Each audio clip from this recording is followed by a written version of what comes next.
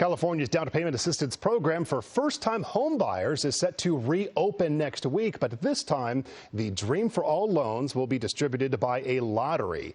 Joining us live now to walk us through the program is Realtor Vic Quiroz with Berkshire Hathaway. Vic, good morning. Thanks for joining us.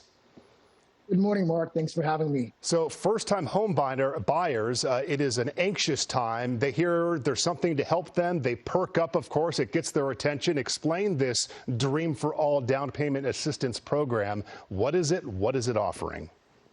Sure. So CalHFA, the California Housing Finance Agency, did this program last year, but all the money was gone in like 6 days. So it wasn't rolled out very well. This time, they made some changes to the down payment assistance shared equity program. So let's break that down in two ways.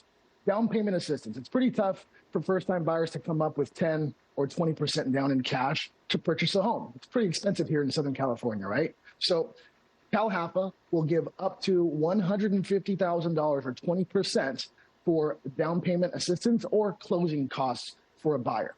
Now, the shared equity part, which is good for CalHFA, goes like this. Once the property is purchased, if the borrower refinances or sells the property, CalHFA gets their initial down payment money back, and they get anywhere from 15 to 20% of the shared equity with the borrower. So CalHFA is not giving this money out for free, but they are making some money on the back end. It's helping people get into houses where otherwise they couldn't afford it. Yeah, absolutely. And for so many people, at least for them to get in, even knowing those details. Okay, so who is eligible for the program? What do we need to know about applying for the lottery?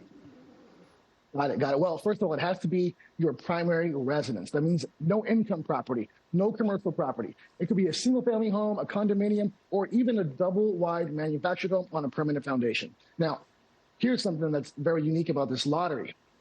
Not only do you have to be a first-time buyer, but you have to be a first-time generational buyer, meaning that you can own a home and your parents couldn't have owned a home before you. They really want to help generational families start to build wealth through this program. So that's how that's going to happen. You also have some income limits as well. Here in LA County, if you make more than $155,000 in a household, they're not going to be eligible for the program.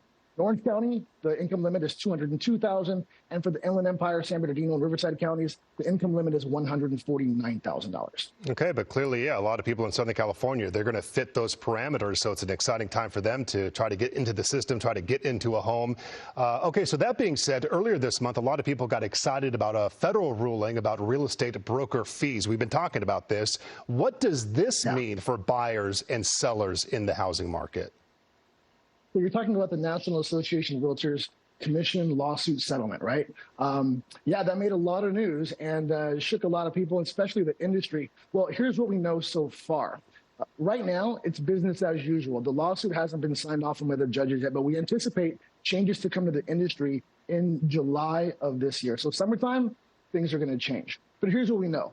We know that they decoupled listing agent commissions and buyer agent commissions. Normally, when you take a listing, the seller is going to agree to pay the selling agent, the listing agent, a percentage, and also the buyer's agent a percentage.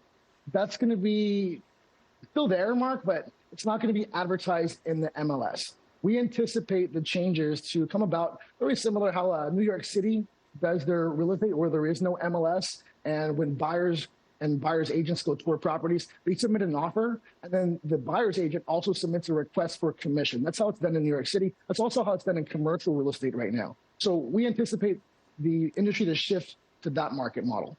Okay, so that being said, people who are buying, they maybe want to know, okay, is this actually going to lower home prices? A lot of people are hoping. Does that seem like that's going to be the case? That was the number one question I got when this lawsuit settlement thing happened. People were calling me and texting me. And honestly, I don't believe house prices are going to drop. And here's the reason why, Mark.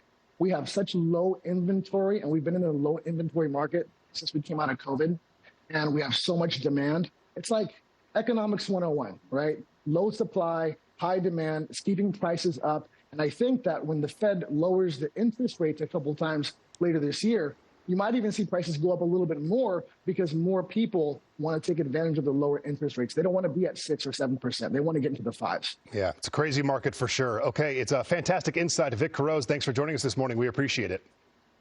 Thanks, Mark. And good luck to anybody entering that lottery.